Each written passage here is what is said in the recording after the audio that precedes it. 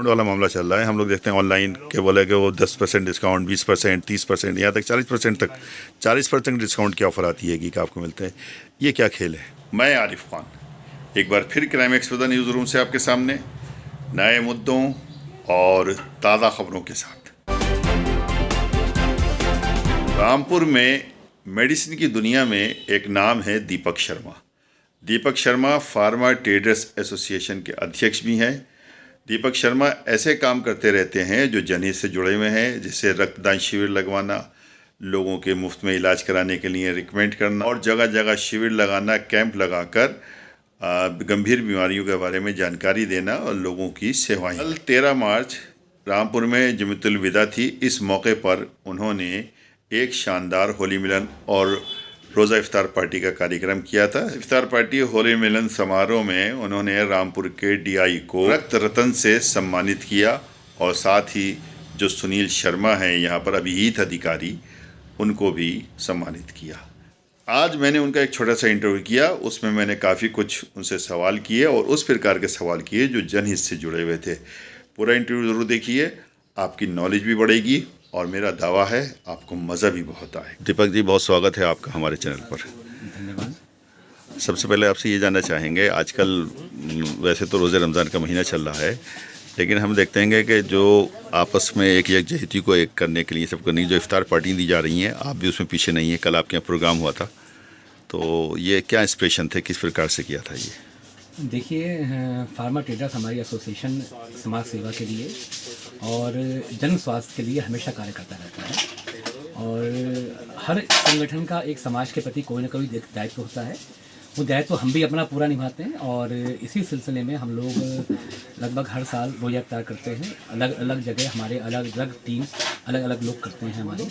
और इसी सिलसिले में हम लोगों ने कल रामपुर में अजंता रेस्टोरेंट में होली मिलन के साथ साथ अपना रोज़ा इफ्तार का कार्यक्रम हम लोगों ने किया था और एक अच्छा सफल कार्यक्रम था और एक बहुत अच्छा संदेश हमने इस बार फिर दिया। और रामपुर वैसे भी हमारा गंगा जमुनी तहजीब के लिए आप जाना जाता है और हिंदू मुस्लिम एकता की मिसाल रामपुर से अच्छी कहीं नहीं मिल सकती। और कल भी हमारे इस कार्यक्रम के अंदर हिंदू, मुस्लिम, सिख, ईसाई हर मजहब के लोग और कई सारे सामाजिक संगठन के जो प्रतिनिधि हैं वो मौजूद रहे। डीआई साहब भी थे यहाँ पर मौजूद, आपने उन्हें सम्मानित किया है। देखिए, जब हमारे विभाग का कार्यक्रम है जी, हमारे विभाग का कार्यक्रम है और ड्रग का कार्यक्रम है, तो ड्रग का विभाग होना जरूरी है। हमारे जो चीफ महोदय हैं, तो सम्मान किस प्रकार का था जो? हाँ, मैं बता रहा हूँ आपको। हमारे जो फूड कमिश्नर साहब हैं सुनील कुमार शर्मा जी, वो अपनी फूड की टीम के साथ थे। हमारे जिला औषधि निरीक्षक मुकेश कुमार जी भी हमारे साथ थे। कल हमने उनको अपना रक्त सम्मान पत्र दिया। हम लोग हर साल एक अपना 26 जनवरी को ब्लड डोनेशन कैंप लगाते हैं, जैसा आप जानते हैं, और इस बार कुछ अपने पर्सनल कार्य की वजह से वो आ नहीं पाए थे, तो हम उनको सम्मानित नहीं कर पाए। लेकिन हम लोग बड़े खुश हैं कि उन्होंने जब से रामपुर में आए हैं, उन्होंने फार्मा ट्रेडर्स के लिए लगातार वो रक्तदान करते रहते हैं। और ऐसे अधिकारी हैं जो कहते हैं कभी भी आधी रात को किसी को ब्लड की ज़रूरत हो तो मैं देने के लिए तैयार हूँ। तो हम लोगों ने कल उनको सम्मान पत्र दे करके, और जो हमारे अतिथि आए हुए थे, आप जानते हैं अवतार सिंह जी, वो भी थे हमारे, और कई सारे अतिथि थे, कई सारे डॉक्टर्स थे, मेडिकल रैप हमारे साथ में थे। उन लोगों के साथ मिलकर हम लोगों ने उनको ये सम्मान पत्र दिया। दीपक जी, आप इस पेशे से बहुत पुराने जुड़े हैं, बहुत सीनियर हैं आप, और आपकी इसमें बड़ी इज्जत भी है। एक बड़ा ऐसा सवाल है जो शायद आपको भी अच्छा नहीं लगे कि फार्मा में दिन ब दिन जो नियम है सख्त होते चले जा रहे हैं। सरकार नियम सख्त करती है कि अभी जैसे कि होलसेल के ऊपर भी उन्होंने एक फार्मेसिस्ट बैठा दिया है कि बिना फार्मेसिस्ट के शायद होलसेल का भी लाइसेंस नहीं कर रहे हैं। अभी हालिया जो रिपोर्ट्स हैं हमारे पास में, उसके बावजूद भी लोग ज़्यादा से ज़्यादा मेडिकल का लाइसेंस लेने के लिए आतुर हैं। मेरे जहाँ तक संज्ञान में अभी भी रामपुर के अंदर में शायद 100-150 लाइसेंस जो हैं वहाँ पेंडिंग में पड़े हुए हैं, जो एप्लीकेबल हैं कि उनको मिलना चाहिए। तो ऐसा क्या इसके अंदर में फ़ायदा है कि लोग इस तरफ भागते हैं? आपका बहुत ही अच्छा क्वेश्चन है। देखिए, है क्या, अभी सरकार ने एक देश एक पोर्टल किया, नया पोर्टल है और उसमें दिक्कतें भी काफ़ी आ रही हैं, लेकिन ये एक अच्छा स्टेप भी है। और आने वाले टाइम में जब ये पोर्टल पूरी तरीके से सही हो जाएगा, जो उसकी कमियां हैं वो दूर हो जाएंगी, तो हमें इसके ज़्यादा फ़ायदे मिलेंगे। अब है क्या, अब आपने क्वेश्चन किया कि लोग आए दिन इस कारोबार में आ रहे हैं, कई सारे लाइसेंस पेंडिंग पड़े हुए हैं। देखिए है क्या, इस कारोबार में कोविड के बाद से ये दिखा दिया कि दुनिया में कहीं भी कोई विपत्ति आए, कोई भी आपदा आए, हर कारोबार पर कहीं ना कहीं असर पड़ेगा, लेकिन इस कारोबार पर कोई असर कभी किसी भी आपत्ति काल में नहीं पड़ेगा। अब आज का युवा वो देखता है कि ये एक सेफ कारोबार है, और जब भी कोई व्यक्ति या जब भी कोई युवा अपना करियर बनाना चाहता है तो अपने भविष्य की ओर देखते हुए वो कारोबार करता है, तो उसे इस कारोबार में अपना भविष्य एक सफल और सेफ दिखाई पड़ता है।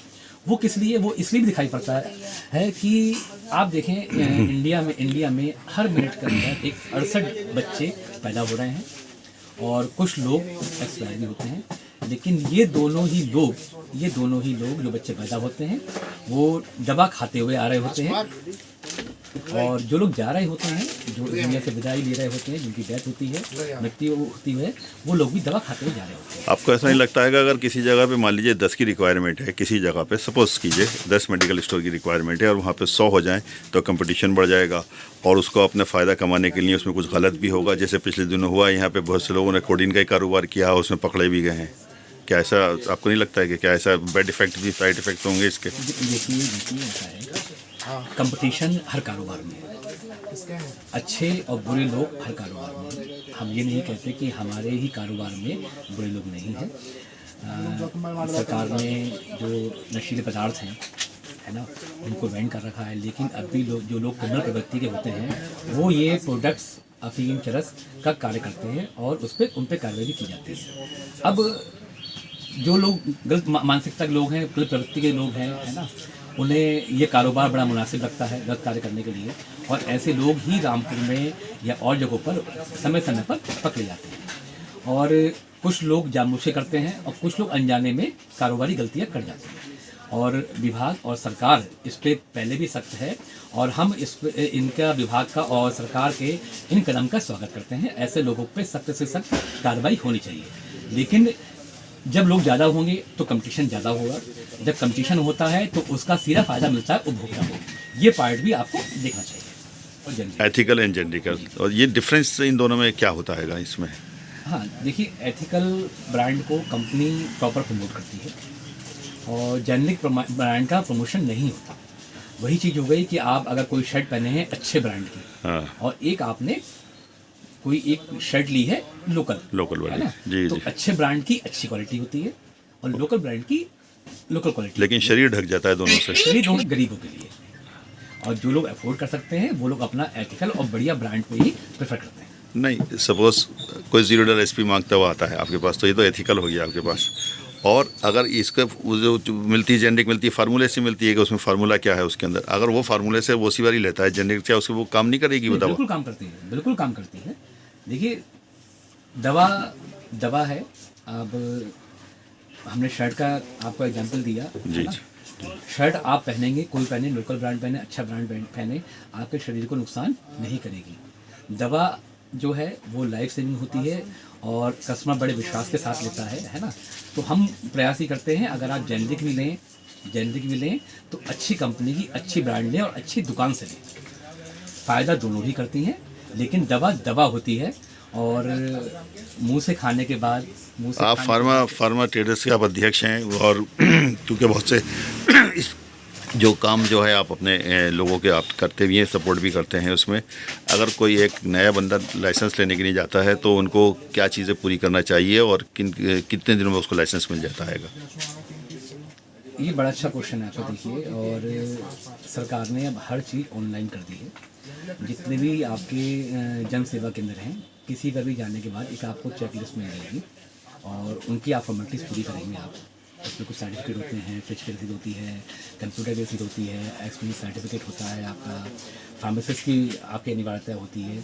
वो सब फिल करने के बाद, ऑनलाइन करने के बाद, सरकार का अपनी गाइडलाइन है कि इतने टाइम में आकर के जिला औषध निरीक्षक आपका इंस्पेक्शन करेंगे, रिपोर्ट लगाएंगे, रिपोर्ट जाती है आपके मंडल में जाती है, फिर वहाँ से रिपोर्ट लगती है ना। उसके बाद मेरे ख्याल से 15-20 दिन में लाइसेंस जनरेट हो जाता है। आप जो अपने इसके अध्यक्ष हैं, अभी आपका कितना समय बाकी है?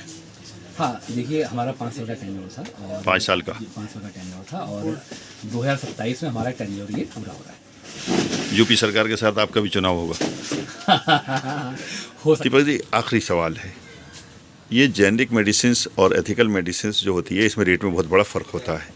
क्या जेनेरिक मेडिसिन्स लेने से जो पेशेंट है या जो खाने वाला जो होता हैगा उसको कोई उससे साइड इफ़ेक्ट्स झेलना पड़ते हैं? क्या कुछ उसके होते हैं ऐसे? वैसे तो हर चीज़ के साइड इफ़ेक्ट नहीं, लेकिन उसके में क्या साइड इफ़ेक्ट होते हैं? देखिए, ये दवा होती है। दवा आप कोई भी दवा मुँह से खाते हैं आप, तो पेट में जाने के बाद किडनी से फ़िल्टर होकर के वो दवा आपके ब्लड में जाती है। जो अच्छी कंपनी की अच्छी दवा होती है, अच्छे मैन्युफैक्चरर की दवा होती है, तो उससे जो है आपके लीवर पे, किडनी पे और आपके ऑर्गन्स पे जो उनका असर है, साइड इफेक्ट कम पड़ते हैं, है ना।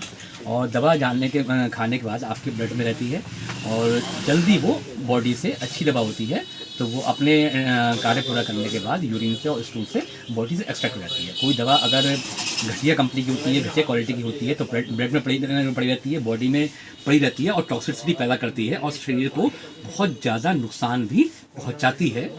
तो इसीलिए हम कहते हैं कि अच्छी दवा, अच्छी कंपनी की दवा और अच्छे एक विक्रेता से आप अवश्य लें। जेनेरिक दवा का जो मीन्स फार्मूले जो हैं उसके अंदर आप कहते हैं काम तो करते हैं, लेकिन कहीं ना कहीं जाके उनसे नुकसान भी कहीं ना कहीं वहाँ पे मौजूद हैं, जबकि एथिकल में नुकसान के चांसेस कम हैं। देखिए, हर जेनेरिक नहीं कह रहे, हर जेनेरिक हम नहीं कह रहे हैं। हाँ।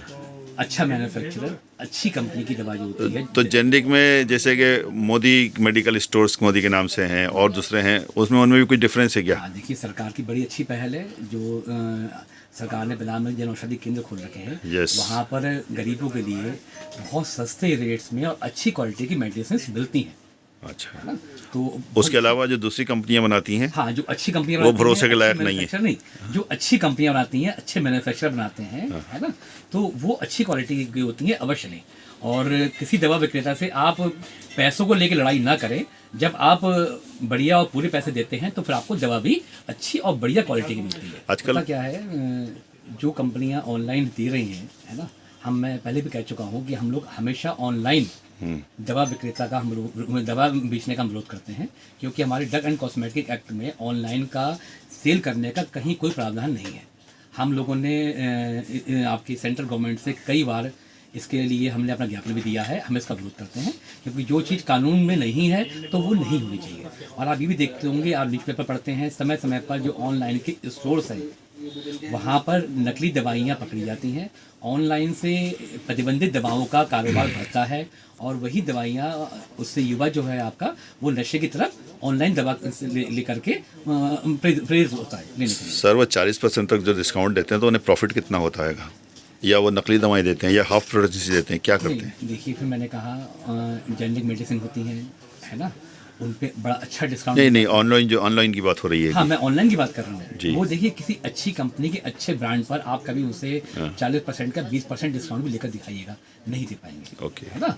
और हमारे जो दवा विक्रेता हैं, है ना, वो एक ट्रस्टेड होते हैं। अगर आप वहाँ से 2 गोली लेंगे, 4 गोली लेंगे, तब वो भी आपको दे भी देते हैं। लेकिन ऑनलाइन वाले पूरे आपको स्टिक देते हैं, कोई वहाँ से रिटर्निंग नहीं होती है और वहाँ पर कोई भी आप क्लेम नहीं कर सकते। आपने ये कहा कि हमने इसके लिए ज्ञापन भी दिए हैं, इस कारोबार बंद होना चाहिए। सरकार को जब मालूम है कि ये कारोबार गलत तरीके से हो रहा है तो बंद क्यों नहीं करती सरकार? क्या इंटरेस्ट हमारी डिमांड है, सरकार ने कोविड के टाइम पर कि जनता को परेशानी ना हो, है ना। अब तो कोविड खत्म हो गया। दिया था, हम भी यही कह रहे हैं कि कोविड खत्म हो गया है। अब ये जब हमारे एक्ट में प्रावधान नहीं है तो ऑनलाइन जो ये सेल है ये बंद होनी चाहिए। वीडियो अगर पसंद आई हो तो लाइक कीजिए, शेयर कीजिए और चैनल को ज़रूर सब्सक्राइब कीजिए ताकि डायरेक्ट नोटिफिकेशंस आप तक पहुंचते रहें।